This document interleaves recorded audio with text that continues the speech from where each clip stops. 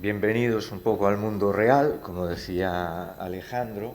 A veces cuando escucho hablar de clínicos a otros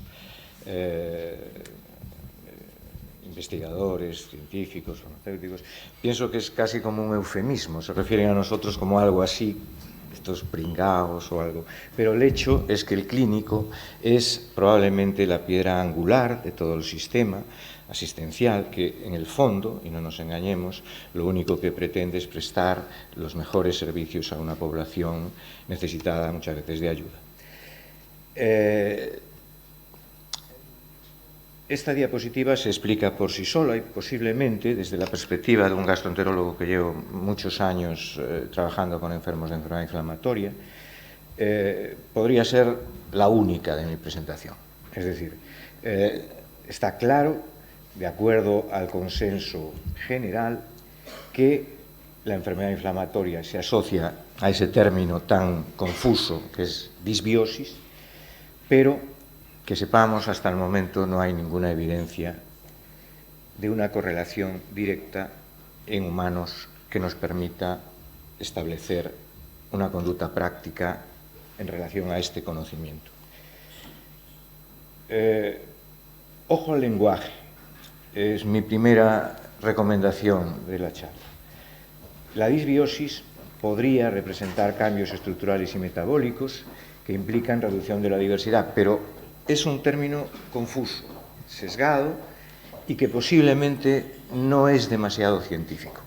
Estamos manejándonos en un mundo muy científico, lo hemos visto esta mañana, pero trasladamos conceptos a la práctica que no son exactamente lo que pensamos que son.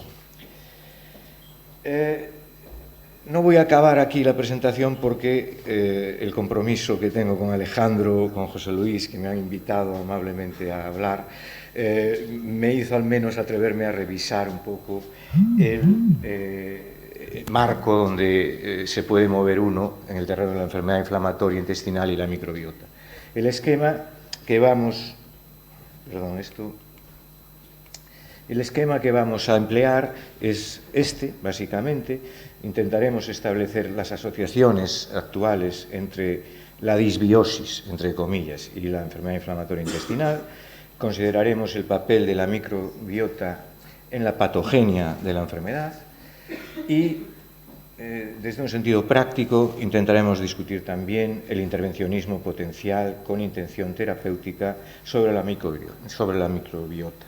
Es obvio que todos los avances, la aparición de tecnologías de alto rendimiento, de genética del microbiota y otras técnicas biológicas, ha supuesto una serie de conocimientos que, sobre todo desde el punto de vista de los investigadores básicos, suponen un campo de avance enorme, ¿no?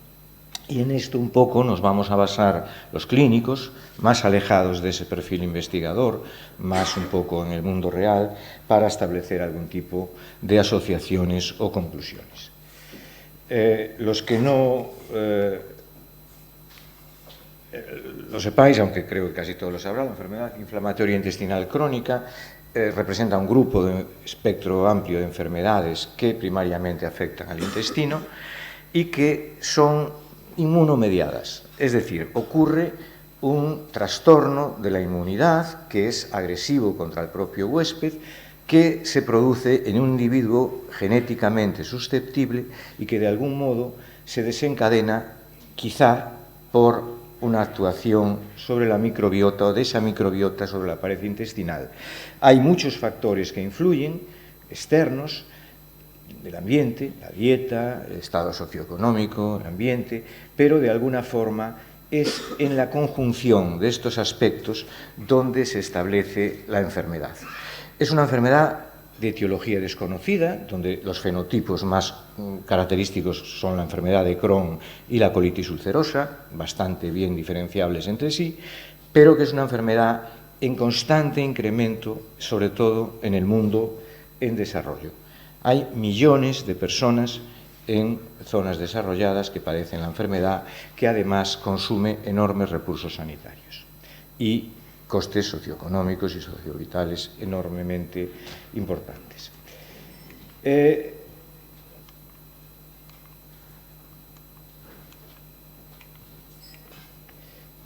asociaciones podemos establecer en base a los estudios que hay? Bueno, la mayoría de las personas genéticamente predispuestas no padecerán enfermedad inflamatoria crónica intestinal. En general, los factores ambientales parecen, se ven francamente mal, por lo menos yo, veo alguna pantalla más grande, me voy a acercar un poco y hablar un poco más alto, pero es posible que nos entendamos igual. Los factores ambientales parecen claves en el desarrollo y en la creciente incidencia universal. De hecho, cuando uno pasa de sitios no desarrollados a desarrollados, adquiere todas las facilidades para desarrollar la enfermedad que tenía la gente que vivía previamente en estos países. El estilo de vida en el mundo desarrollado, de alguna manera, se relaciona con alteraciones en la cicatrización mucosa del intestino, y la microbiota se sabe que tiene una importancia fundamental desde el inicio, desde el nacimiento, en la regulación y la génesis incluso del sistema inmune. Es cierto que los microorganismos pueden modular la respuesta inflamatoria y la aparición de lesiones en la enfermedad inflamatoria, bien exacerbándola, bien mitigándola. Pero se ha encontrado con frecuencia, cuando se hacen estudios observacionales, que hay menor complejidad del ecosistema intestinal en pacientes con inflamatoria. Cuando trasladamos esto a la patogenia, pues es verdad que la desbiosis es una característica típica de pacientes tanto con enfermedad de Crohn como colitis como reservoritis, personas operadas con un reservorio ileoanal, y que la desviación de flujo fecal, por ejemplo, en casos como de enfermedad de Crohn, con la reinfusión del propio contenido fecal empeora la enfermedad. La desviación mejora la enfermedad de Crohn. Algo tienen que ver las heces.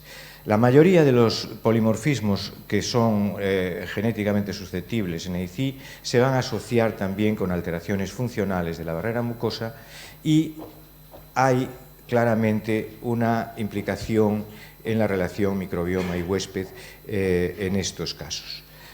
Es conocido también, que se ha dicho, que los antibióticos y los probióticos ocasionalmente en la práctica han podido mostrarse efectivos en la inducción y mantenimiento de remisión de la enfermedad inflamatoria, y la depleción de microorganismos comensales puede conducir a un retraso en la curación mucosa.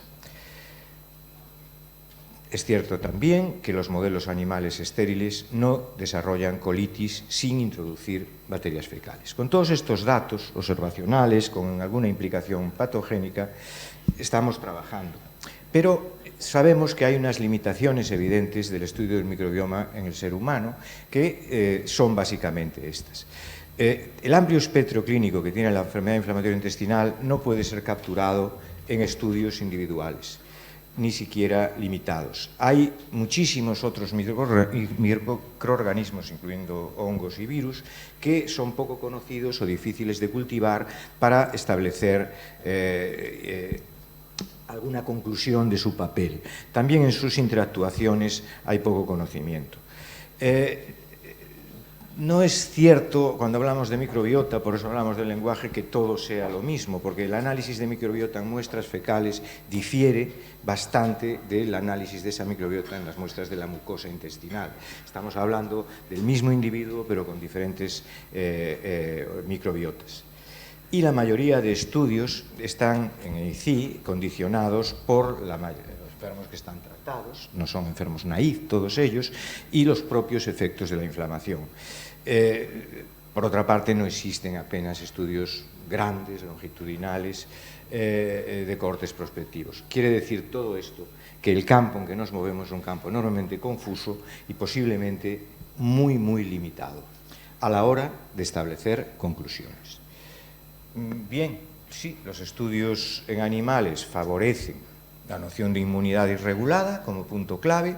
Todos conocemos este tipo de esquemas, lo que ocurre al alterarse la inmunidad, el mecanismo que desencadena. Todo esto ha motivado que los grandes esfuerzos terapéuticos en inflamatoria se hayan hecho justamente en controlar el trastorno inmunitario, pero estamos intentando ir más allá. No podemos, de momento, No sabemos si esto es causa, consecuencia o incidental, pero la microbiota juega un papel, no sabemos cuál.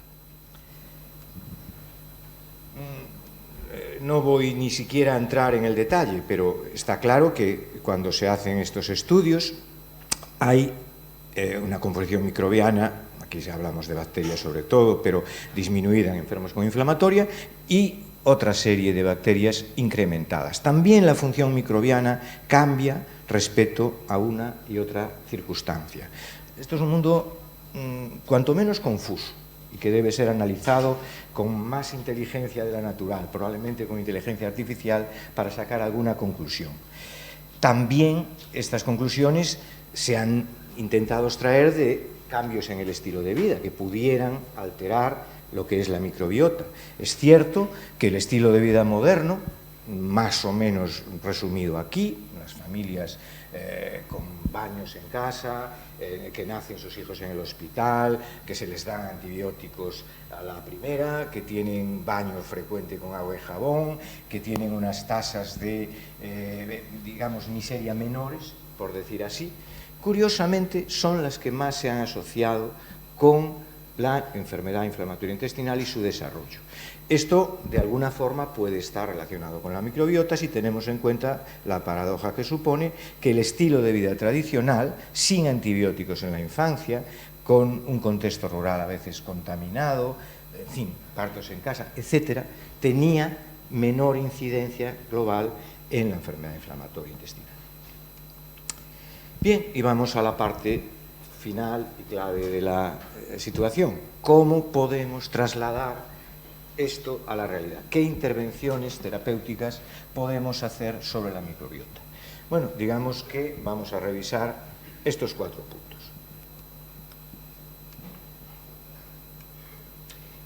Dieta.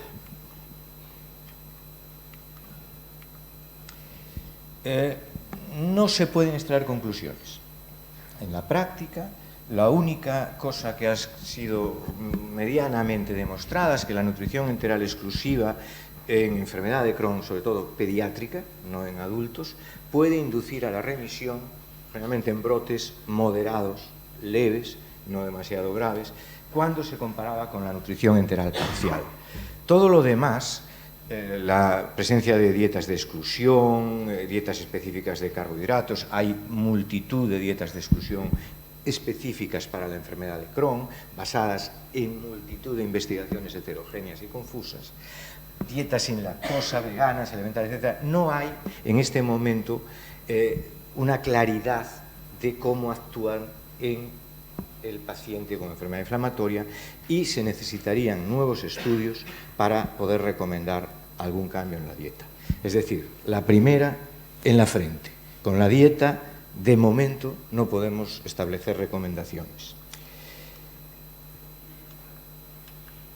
Antibióticos. Bueno, los antibióticos se han usado como tratamiento complementario en la enfermedad inflamatoria intestinal, en escenarios clínicos muy definidos, enfermedad perianal, enfermos fistulizantes, el megacolon tóxico, en casos muy graves de colitis ulcerosa, como complemento, generalmente, casi nunca en exclusiva, de tratamientos inmunosupresores o biológicos. En todo caso, algunos antibióticos de espectro amplio, como el ciprofloxacino, o antibióticos no absorbibles como la rifamicina, también el metronidazol, se han explorado en algunos estudios como tratamiento primario. Entonces, ahí hay algunos hechos como objetivos encontrado que sí, reduce la concentración luminal de bacterias, puede modificar el ecosistema hacia un modelo quizás más beneficioso, que la invasión tisular disminuye. Cuando uno revisa los trabajos, todo esto pues sí se comenta, pero lo real es que no tiene una aplicabilidad en la práctica y no hay controles adecuados que permitan decir se tratan con antibióticos los enfermos con enfermedad inflamatoria intestinal primariamente.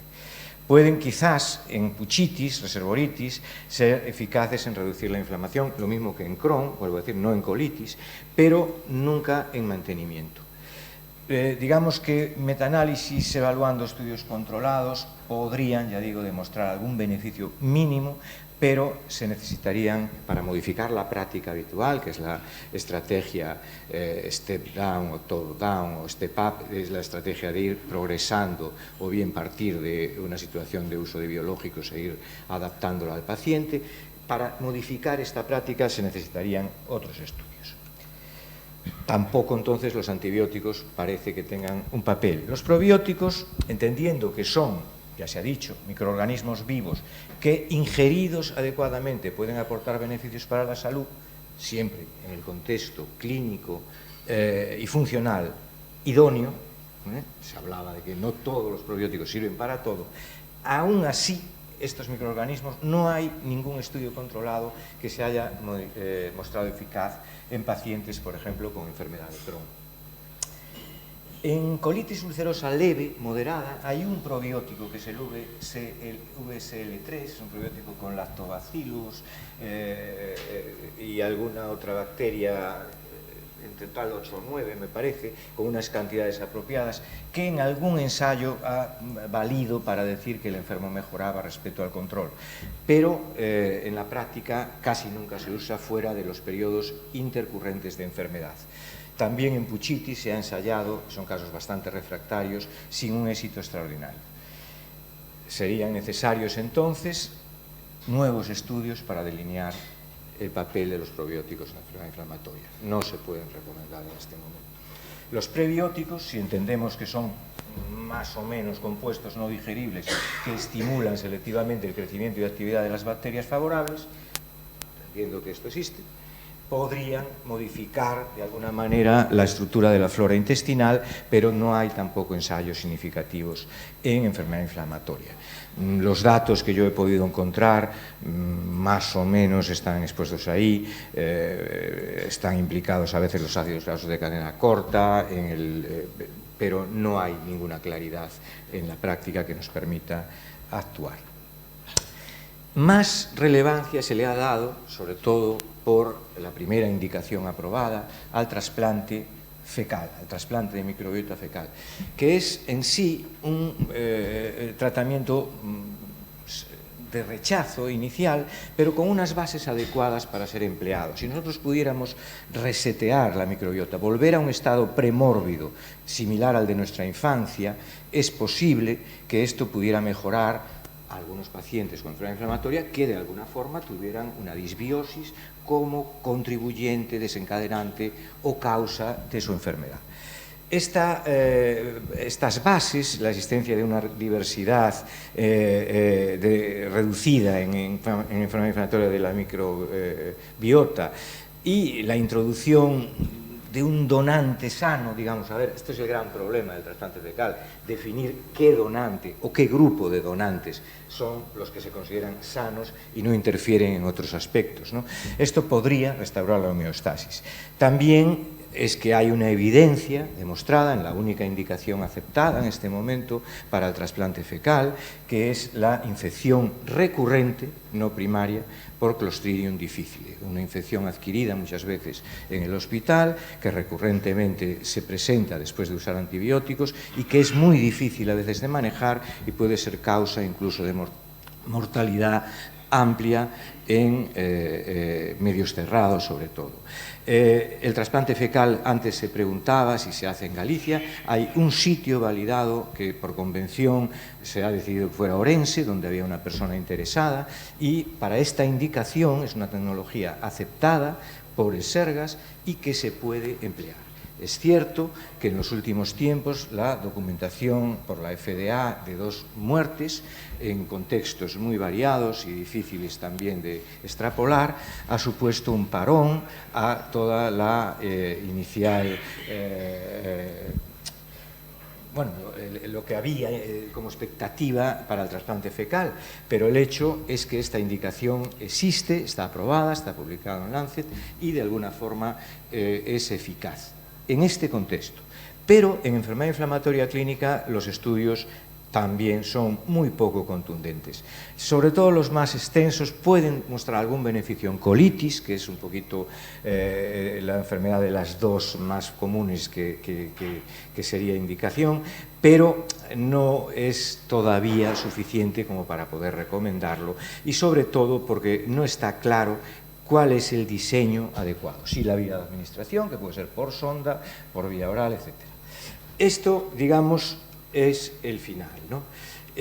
Simplemente concluimos que no puede utilizarse en la práctica clínica un perfil específico de microbiota como biomarcador, que se necesitan estudios para identificar fenotipos o predictores de respuesta basados en el microbioma, que solo metaanálisis potentes y tecnologías avanzadas podrían caracterizar funcionalmente el microbioma y permitirían desarrollar estrategias adecuadas también terapéuticas. Hay un consenso general sobre la contribución de la microbiota en la ICI, esto si no lo podemos obviar.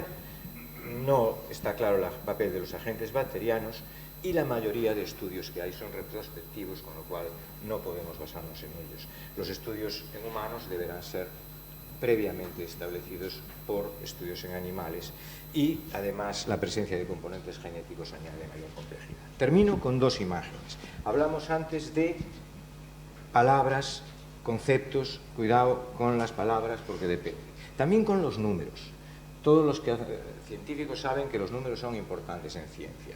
Los microbiomas pueden ser aparentemente iguales, pero no lo son, porque la cantidad es tan importante como la calidad. A la hora de establecer conclusiones que no sean erróneas, a la hora de tener sentido práctico después, es muy importante contemplar esto, por ejemplo, en el uso práctico de los probióticos, etc.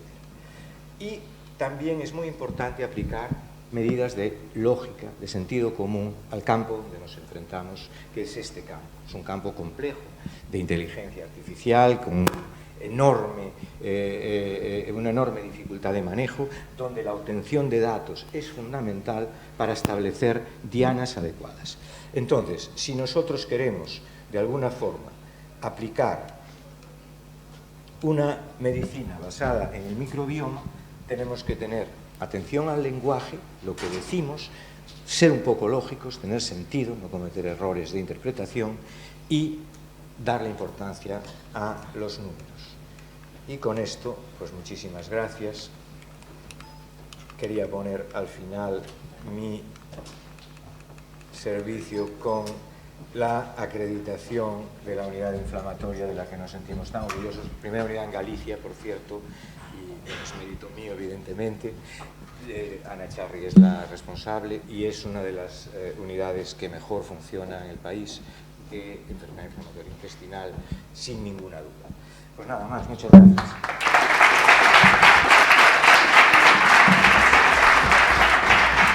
Espera, Javier, no sé, ¿hay una pregunta? Sí, no sé si hay alguna pregunta. Una sola ya, ¿eh?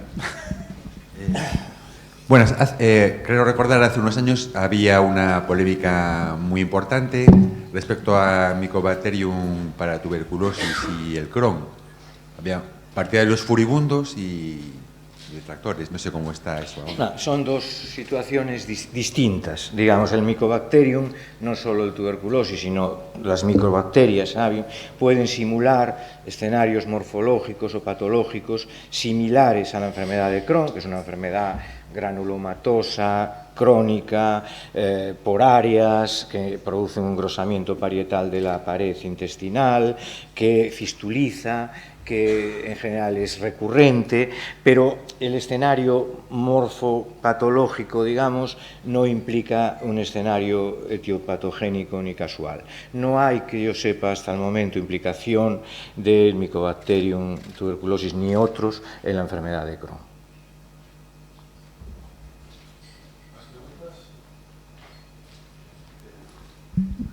¿Qué papel puede tener, por ejemplo, la apendicectomía? El quitar quirúrgicamente el apéndice de cara a la restitución de la microbiota digestiva. Bueno, la apendicectomía en estudios epidemiológicos, digamos, se ve que es protectora del desarrollo de enfermedad inflamatoria intestinal en algunos contextos y en otros no. El apéndice es un órgano básicamente que forma parte del sistema inmunitario, en lo que es el sistema más inmunitario de primera línea del intestino, que es un poco lo que estamos hablando que puede estar alterado o desencadenar de alguna manera estas enfermedades. En todo caso, no deja de ser un dato epidemiológico, pero no podemos saber si es causal, si es un hecho que tenga alguna relación. No se recomienda, por supuesto, la apendicectomía profiláctica a pacientes con esta enfermedad. Muy bien, muchas gracias. Que afecta, por cierto, muchas veces al apéndice, tanto la colitis ulcerosa como la enfermedad de Crohn.